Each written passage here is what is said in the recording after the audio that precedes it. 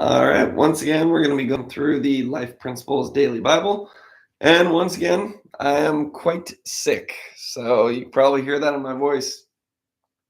I probably got about 5 to 10 minutes of speaking in me for the rest of the day today. So this is going to be a concise one, as concise as possible.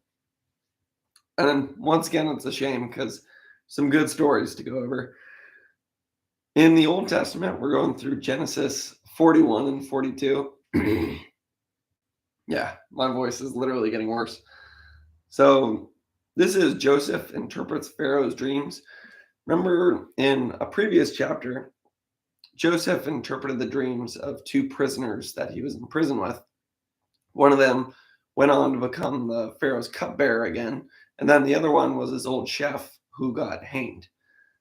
So the Pharaoh has some dreams about, well, there's two different dreams.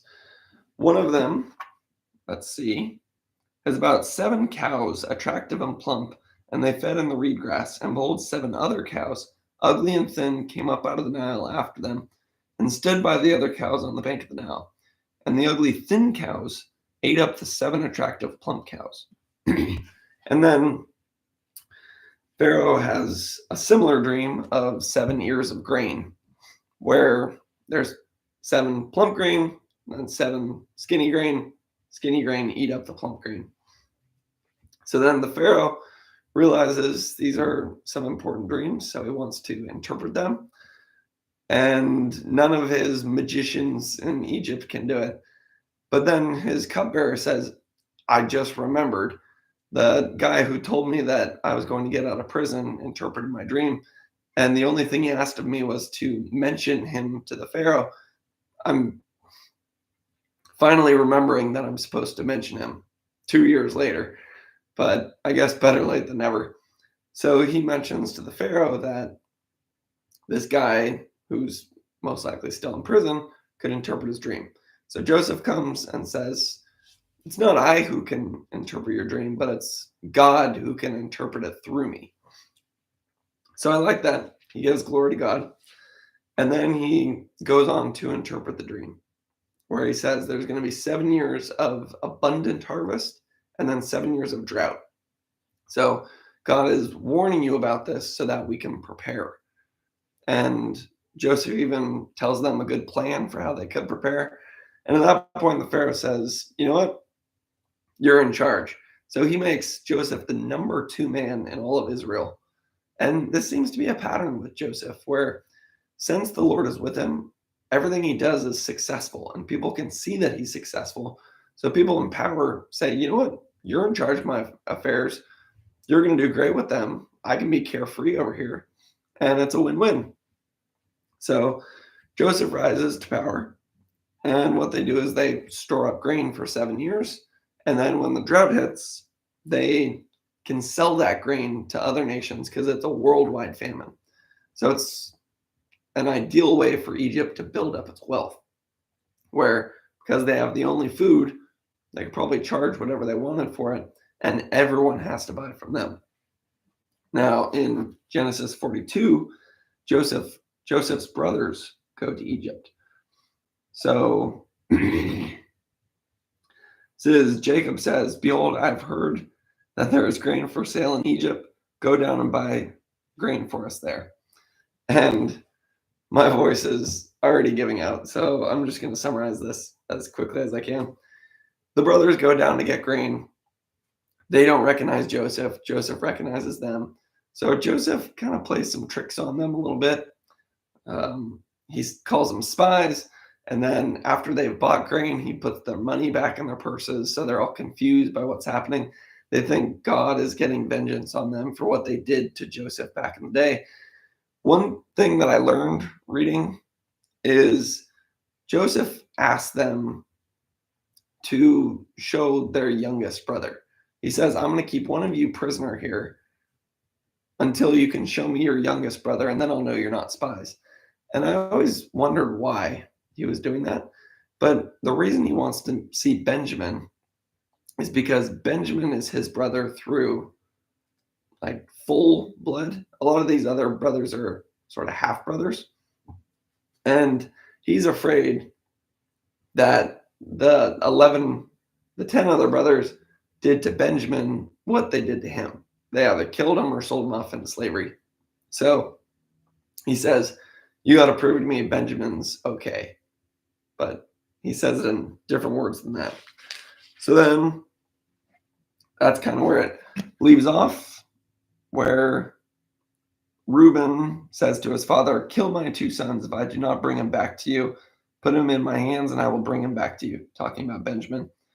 But he said, my son shall not go down with you, for his brother is dead, talking about Joseph, and he is the only one left.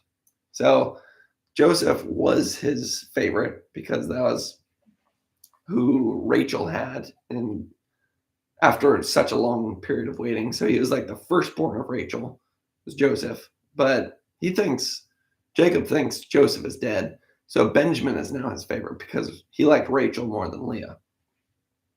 So at this point he says, if harm should happen to him on the journey that you are to make, you would bring down my gray hairs with sorrow to Sheol. So yeah, we'll see how that story continues there. Now, now to the psalm.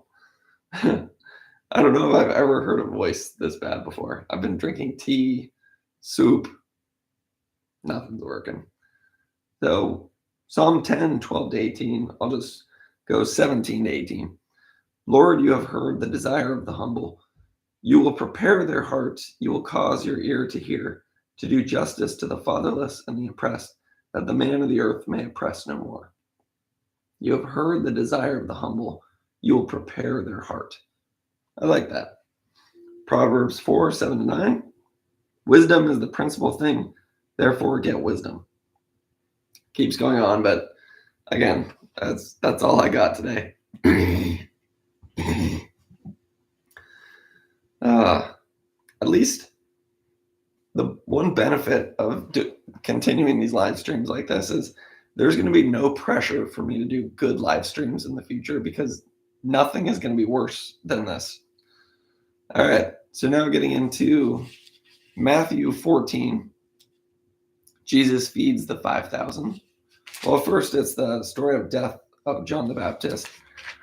And then once Jesus finds out that John the Baptist dies, he wants some alone time. So he withdrew from there in a boat to a desolate place by himself. But the crowds follow him. And you'd think, Jesus's cousin just died. He wants to be alone. A bunch of people follow him. You'd think he'd be annoyed. But instead, he has compassion towards the people and he heals them. And then the disciples seem to also have some compassion. They say, hey, Jesus, you should send them home. There's no food out here. They got to go into town to get some food. And Jesus says, feed them. And the disciples are like, with what? We only have 5 loaves of bread and 2 fish. And then Jesus multiplies the loaves of bread and also has the disciples work with him on this. They pass it out and stuff. And they feed 5,000. And they all ate and were satisfied. And they took up 12 baskets full of the broken pieces left over. And those who ate were about 5,000 men, besides women and children. So quickly summing this up, there's work for the disciples to do. Jesus could do this all on his own, but he decides to include people in his plans, as we're called to work as well, even though Jesus could do it all on his own. Jesus not only satisfies physical hunger, but spiritual hunger as well. And God provides. And on top of that,